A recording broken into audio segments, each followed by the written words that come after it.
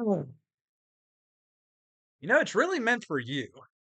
Hello, Catholic Controversy here. And one thing that I run into regularly that is confusing about the Catholic faith is why we have our requirements, why we have the sacrament of reconciliation, why we have the requirement to go to Mass every Sunday and holy days of obligation. And I know there are some others, but those are the two main ones that I run into pretty frequently. And the argument that I hear for that is that God's love is not conditional. It's not conditional on you doing certain things. That as long as you love God with your whole heart, mind, and soul, then you don't need to do all these extra things. You just need to have the faith because by faith alone, that's the path to salvation. And deep down, God knows who in your heart of hearts what you think and what you believe in. True. Deep down, God knows all. But here's the big thing. Do you know? How certain are you? How certain are you that you love God with your whole heart, mind, and soul? How certain are you that you fully believe?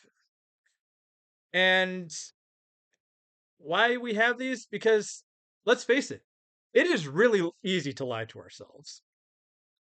Don't have to go all the way up to where your faith lies and who you love. Let's just take it down to something very easy. Just saying, I'm going to go on a diet. I'm going to exercise more. I'm going to stop watching so much TV. I'm going to cut down on my screen time. I am going to start eating right. I am going to stop drinking alcohol.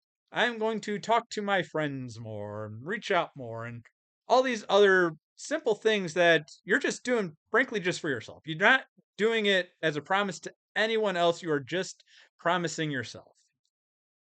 And when you think about these things, how easy is it to not do them? How easy is it to lie to yourself and say, I am going to do that, and then just not? How easy is it for you to say, I am going to stop eating junk food, and then just look over, see a piece of cake, and say, I mean, it's just one piece. I'll just take that. It's no big deal. But, when you do that, you just lied to yourself. You just broke a promise that you had to yourself. It's not hurting anyone else, but it is hurting you because you just lied to yourself. And think about back to the junk food analogy, where how hard is it to not eat the junk food when the junk food is right there versus how hard is it to not eat the junk food when you throw all the food away? When you go through and rid your house of junk food, throw it all in the garbage can on garbage day, it gets picked up and there's no more junk food in your house. Now, how easy is it to not eat junk food? How hard is it to eat junk food? Now you have to go out of your way in order to get junk food. So it's holding yourself accountable. I mean, you didn't promise to yourself that you were going to throw out all the junk food. But by throwing out all the junk food, you're helping to uphold your promise to yourself that you're not going to eat any more junk food.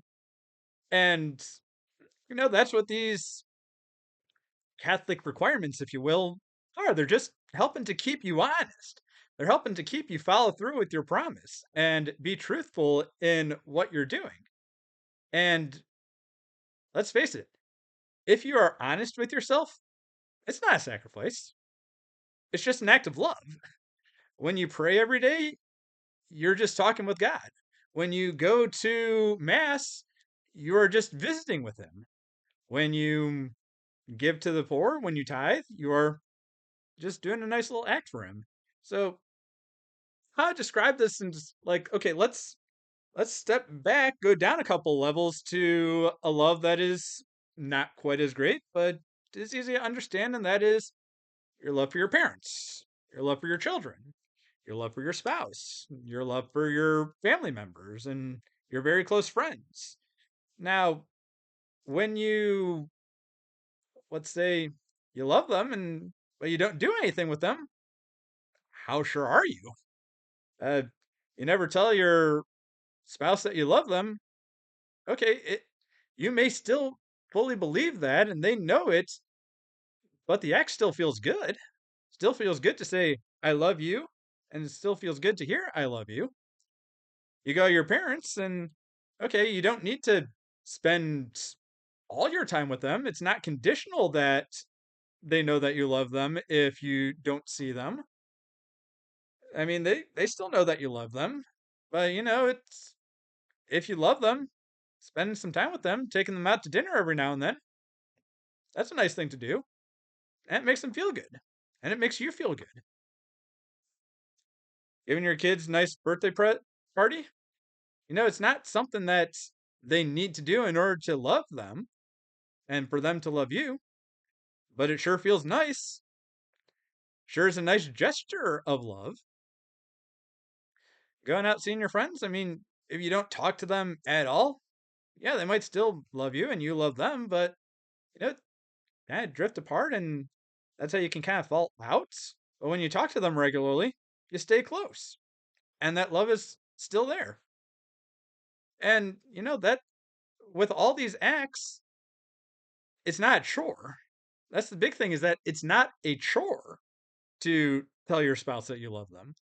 It's not a chore to go spend some time with your family, go spend some time with your parents, talking with your parents. I mean, there might be a little bit of inconvenience and difficulties that go with it, but the act of spending time with them is not a chore. You don't resent the time that you're spending with them, you're appreciating the time that you're spending with them.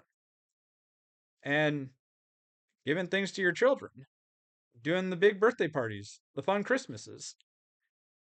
Yeah, it's not conditional, it's still there, but it still feels good and helps them realize that yes, I love them. And when you see the joy on their face, it's not a chore, it's a gift. It's love. It's enjoyment. And that's what it is with the Catholic requirements, is that okay, you go to church. It's not a chore to go to church. You get to go to church. You get to spend time with Jesus, present in the Eucharist, as we believe. You get to take in Jesus through the Eucharist. You get to talk to Jesus. You get to talk to God. You get to talk to the Holy Spirit when you pray. It's not a chore that you have to talk, it's just something that you get to do. And it feels good. It's an act of love, and it's reciprocal. Tithing, yeah, it can be a little difficult sometimes depending on the year because, things get tough, but when you feel good and doing good, it's good. It's not a chore. You don't resent that you have to do it. You get to do it. And that's how this is that it's all there to just help you understand and recognize that you do in fact love God. That you do in fact have this belief. Because what's required of you? It's 1 hour a week to go to mass. 2 hours a week, depending on if there's a holy day of obligation. Is that a lot? How is that a lot? And same thing, it's like, okay, you wrong your parents, you wrong your children. They they may know that you're sorry, but the gesture of saying I'm sorry goes a long way. And just saying I'm sorry specifically, just generally, okay, it's there, they can feel it, but it's not the same as just saying directly to them, I am sorry. That's how these are. And it's all just a way in which to help you understand, to keep yourself accountable, to help prove to yourself that you love God and that you love him with all your heart, mind, and soul. It's to help you keep accountable. It's to help you. This has been Catholic Controversy, signing off. May God bless you.